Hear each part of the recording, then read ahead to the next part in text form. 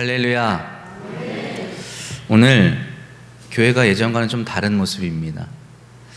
어떻습니까? 제가 보기에는 몇몇 분들은 좀 걱정 어린 표정이신 것 같고, 그런데 만약에 이 자리에 아이들이 있었다고 한다면 아마 우와 무슨 일이 일어날 거지 하면서 엄청 기대하는 모습으로 있었을 것 같습니다. 지난달에 불과 한 2주 전이죠. 제가 생일이었습니다. 근데 다 큰 어른이면 생일을 좀 이렇게 좀 무덤덤하게 맞이합니다. 그런데 항상 아이들은 자기 생일도 아니면서 케이크를 사야 한다고, 촛불을 꽂고 불을 붙이고 꺼야 한다고 자꾸 우기죠. 마지못해 케이크를 사고 촛불을 붙이는데 한 녀석은 벌써 불을 끌 준비를 하고 있고 한 녀석은 벌써 불을 끌 준비를 하고 있습니다. 오늘 우리 광남 장로교회가 67주년 생일을 맞이해서 하나님 앞에 예배를 드리는데 하나님은 지금 불을 끄고 기다리고 계시는 것 같습니다. 어찌 보면 우리는 무뎌진 마음으로 무덤덤하게 67주년을 맞이하는지 모르겠지만 주님께서는 어린아이와 같은 순결한 마음으로 오늘 이 시간 우리와 함께 하시는 줄 믿습니다. 항상 하나님께서 동행하심을 믿고 믿음으로 나아가는 우리 광남 장로교회와 모든 성도들 되시기를 주님의 이름으로 축복합니다. 이번 주지요, 며칠 후면 광복 80주년입니다. 광복이란 말을 문자 그대로 읽어보면 이 땅에 다시 비추이게 된 지 80년이 됐다는 말입니다. 한국 전쟁의 상처가 아직 여물지도 않은 1958년 8월 10일 빛골이라 불리던 이곳에 하나님께서 주님의 몸된 교회를 세우셨습니다. 본래 창립할 적에는 광주 양동교회라는 이름이었던 걸로 알고 있습니다.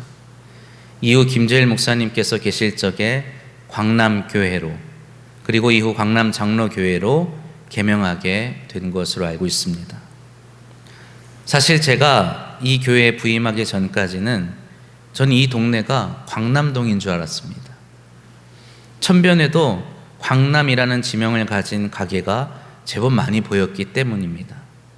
제가 광주에 처음 발을 내딛었을 때 호남신학교를 올라갈 때 이 길을 이렇게 지나서 갔었는데 사방에 광남이라는 글씨가 보이더라고요. 그래서 저는 아무 의심 없이 여기가 광남동이구나 이렇게 생각을 했더랍니다. 근데 막상 와보니까 양동이네요. 유래를 찾아보았습니다. 아주 먼 옛날 광주면이 있던 그 시절에 광주천 넘어 광주의 중심에서 남쪽에 있는 마을이라 하여 광남동이라고 하였답니다. 그러니까 이곳에 광남이라는 이름을 알고 또 광남이라는 이름을 부르고 광남이라는 이름을 갖고 있는 사람들은 양동이던 시절 이전부터 이곳에 있었던 토박이들 중에 토박이인 셈이죠. 아무튼 저는 양동교회보다 광남교회라는 이름이 더 마음에 듭니다. 광주란 이름도 마음에 들고 더욱이 광남이란 이름도 마음에 듭니다. 그 이유는 다른 것이 아니라 기독교 신앙의 핵심 중에 하나가 이 광이라는 의미가 가진 빛이기 때문입니다. 하나님께서 130년 전 이 땅에 복음의 빛을 비추시고 67년 전에 이 마을에 복음의 등대를 세우시어 지금껏 이 땅과 이 동네를 죄와 사망으로부터 건져내신 줄 믿습니다. 우리 광남 장로교회가 이름에 걸맞게 이 지역을 더욱 환하게 비추는 교회가 되기를 소망합니다. 오늘 본문에서 사도 바울은 자신이 가장 열심히 사역하였던 에베소 교회를 향하여 애정어린 권면을 하고 있습니다. 에베소는 우리가 알다시피 본래 온갖 우상과 이방 문화가 정점으로 발달한 도시였습니다. 그러나 그곳에서 바울은 예수 그리스도의 복음을 전하였고 그 복음의 결실로 교회를 세울 수 있었습니다. 이방인들이 회심해서 온갖 우상 숭배와 음란과 방탕한 생활을 멀리하고 새로운 삶을 살아갈 수 있게 되었습니다. 바울은 에베소 교회의 성도들의 새로운 삶에 대해 이렇게 표현합니다. 오늘 본문 처음 8절 말씀입니다. 너희가 전에는 어둠이더니 이제는 주 안에서 빛이라. 빛의 자녀들처럼 행하라. 아멘. 복음을 접하기 전에 그들은 어둠이었습니다. 어둠은 곧 혼돈입니다. 무엇이 옳고 그른지를 분명하게 드러내지 않기에 어둠에 있는 자의 삶은 혼돈과 혼란 그 자체라 할 수 있습니다. 무엇이 우상인지, 무엇이 선이고 무엇이 악인지 알 수 없지요. 우리를 살리는 것이 무엇인지, 우리를 죽이는 것이 무엇인지 알 수 없습니다. 우리를 불행하게 하는 것이 무엇인지, 우리를 참으로 행복하게 하는 것이 무엇인지 알 도리가 없는 것입니다. 우리는 그렇게 어둠 속에서 지혜와 속임수를 구분하지 못했고 열심과 욕심을 구별하지 못하였습니다. 비판하기보다 비난하였고 자유롭다 말하며 방탕하게 살았습니다. 그러나 우리에게 예수 그리스도의 빛이 비추었고 우리의 삶을 새롭게 변화시켜 주셨습니다. 우리는 이제 많은 것들을 분명하게 알 수 있게 되었지요. 그리스도 예수 안에서 또 그분의 말씀과 그분의 삶과 그분의 사랑과 은혜 안에서 분별하고 구별할 수 있는 사람이 된 것입니다. 이제 우리는 그리스도의 영의 인도하심을 따라 어둠에 속한 일들을 멀리하게 되었습니다. 바울이 말한 것처럼 음행과 더러운 것과 호색과 우상 숭배와 주술과 원수 맺는 것과 분쟁과 시기와 분냄과 당 짓는 것과 분열함과 이단과 투기와 술 취함과 방탕함과 같은 것들은 이제 우리의 삶에서 사라지고 또 사라져야 할 것입니다. 우리의 삶은 이제 사랑과 희락과 화평과 오래 참음과 자비와 양선과 충성과 온유와 절제가 있는 삶이어야 할 것입니다. 우리의 지난날의 삶을 한번 되돌아보시기를 바랍니다. 저의 일생은 교회 안에서 시작됐고 교회와 함께였다고 해도 과하지 않습니다. 그러나 그러한 저의 삶도 진정 그리스도를 만나기 전에는 무엇이 참된 복이고 무엇이 복된 삶인지를 알지 못한 채 혼란스러운 나날을 보낼 적이 있었습니다.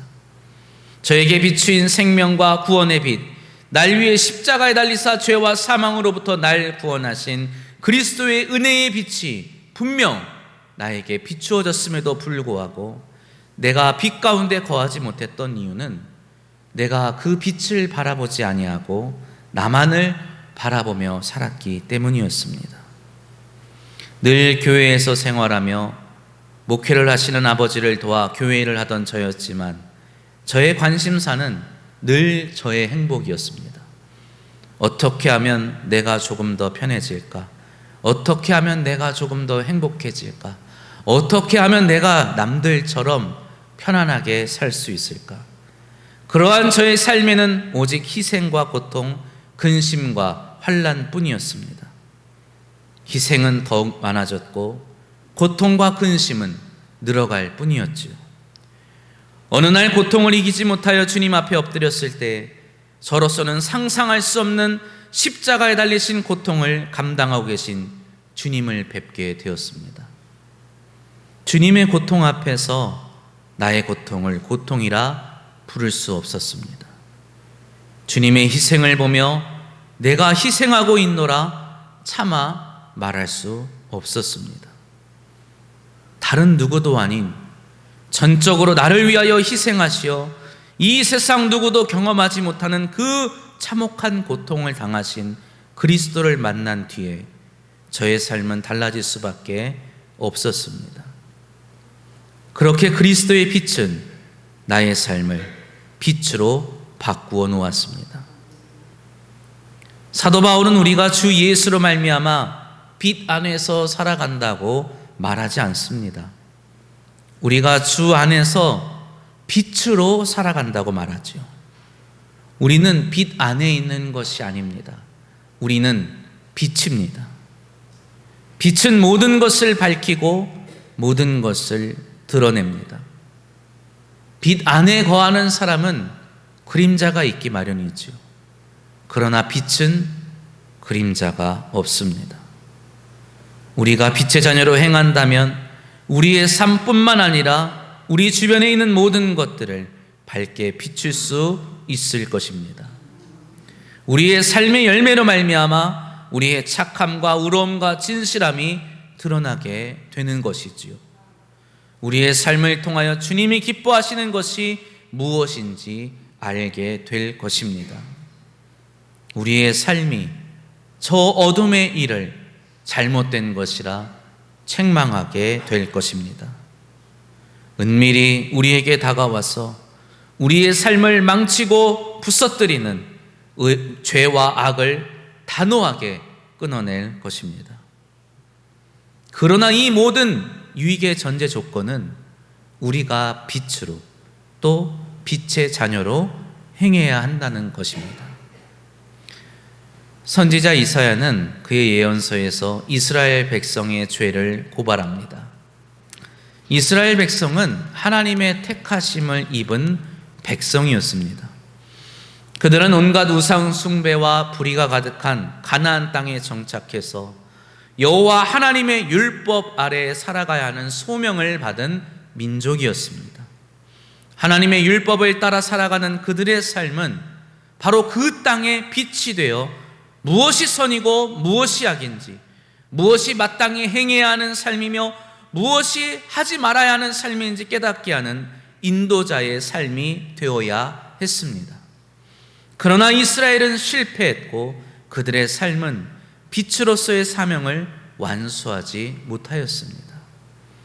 결국 그들은 가나안에 있는 이방인들의 빛이 되기는커녕 자신들 스스로도 빛에서 멀어져 하나님으로부터 멀어지게 되는 최악의 상태에 빠지게 되었습니다. 이사야는 이렇게 말합니다. 이사야서 59장 2절로 3절 말씀입니다. 오직 너희 죄악이 너희와 너희 하나님 사이를 갈라놓았고 너희 죄가 그의 얼굴을 가리어서 너희에게서 듣지 않으시게 함이니라. 이는 너희 손이 피해 너희 손가락이 죄악에 더러워졌으며 너희 입술은 거짓을 말하며 너희 혀는 악독을 내밀어. 이사야는 계속해서 말합니다. 공의대로 소송하는 사람이 없고 진실하게 판결하는 사람이 없으며 거짓과 악행과 죄악이 넘쳐나고 포악한 행동이 끊이지 않고 억울한 사람의 피를 흘리는 일이 다름 아닌 이스라엘 하나님의 나라에서 예루살렘에서 자행되고 있다고 말입니다. 백성들은 이내 자신들의 죄악을 자복합니다.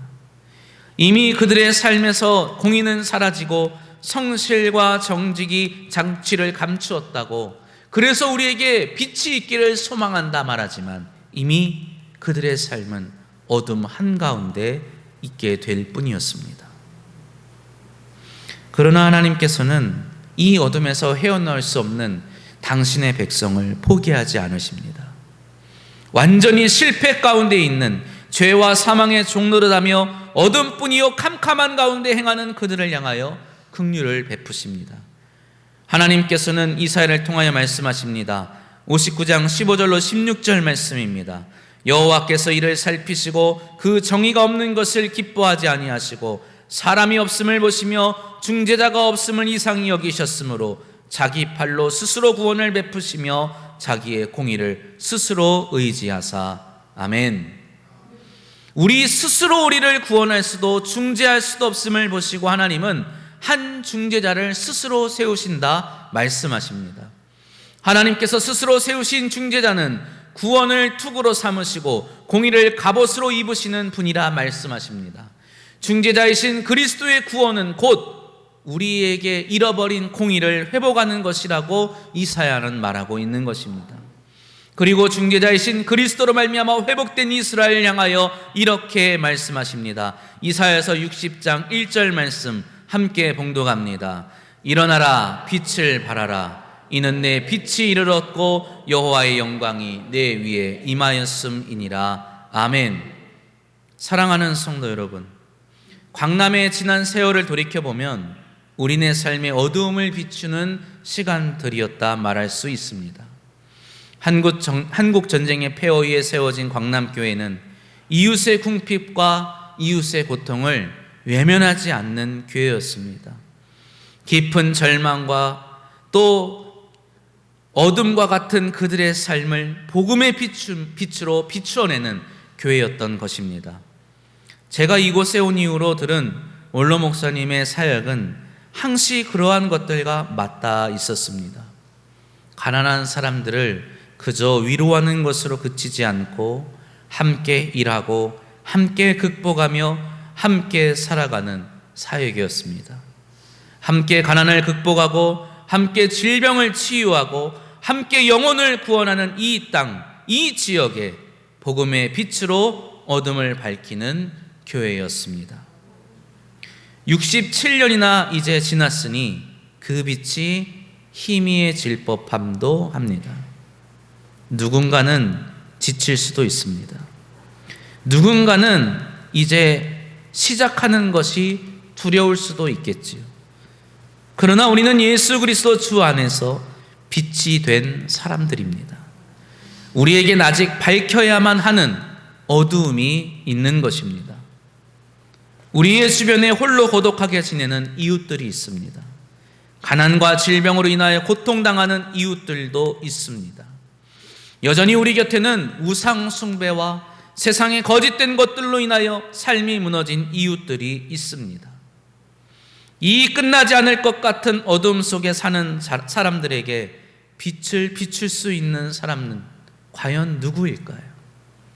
저들에게 일어나라, 그리스도께서 너희에게 비추이시리라 이렇게 외칠 수 있는 사람은 누구일까요? 우리는 빛을 소유한 것으로 만족해서는 안 됩니다. 우리는 빛 가운데 거하는 것으로 만족해서는 안 되는 것입니다. 우리는 빛이 되어 빛을 비추어야만 합니다. 빛은 빛 가운데 있을 때에는 의미가 없습니다. 한 갭이 성냥불이나 저 바다를 비추는 등대의 환한 빛은 대낮에는 큰 차이가 없어 보이죠. 있으나 마나해 보일 따름입니다. 그러나 해가 저물고 어둠을 마주할 때면 한 갭의 성냥불도 소중할 때가 있습니다. 하물며 저 망망대해를 떠다니는 배들을 인도하는 등대의 빛은 얼마나 소중하겠습니까? 우리에게 깨닫게 하시려고 하나님께서 오늘 좀 어둡게 하시는 것 같습니다. 우리가 밝혀야 하는 것은 이 예배당이 아니라 우리의 삶이요, 우리의 지역이요, 우리의 이웃임을 깨달으시기를 바랍니다. 사랑하는 광남의 모든 성도 여러분, 우리에겐 사명이 있습니다. 우리의 앞으로의 미래가 어디에 있을까요? 우리의 미래는 저 어둠 속에 있습니다. 우리의 사명은 그곳에 잠자는 자들을 깨우는 데 있습니다. 우리가 저들에게 해줄 말은 무엇일까요? 오늘 본문 말씀 14절 말씀 함께 봉독합니다. 그러므로 이르시기를 잠자는 자여 깨어서 죽은 자들 가운데서 일어나라. 그리스도께서 너에게 비추이시리라 하셨느니라. 아멘. 사랑하는 성도 여러분, 우리를 거듭나게 하시어 당신과 같이 빛으로 살아가게 하신 그리스도 예수께서 우리에게 믿음과 능력과 지혜를 주시어 주님 오시는 그날까지 이 귀하고 복된 사명을 능히 감당케 하실 줄 믿으시기를 바랍니다. 주님은 우리와 함께 하십니다. 그리고 주님은 우리와 계속 함께 하실 것입니다. 그 주님과 함께 이 땅의 어두움을 몰아내고 빛을 비추는 그리스도의 등불로 세워지시기를 주님의 이름으로 축복합니다. 기도드립니다.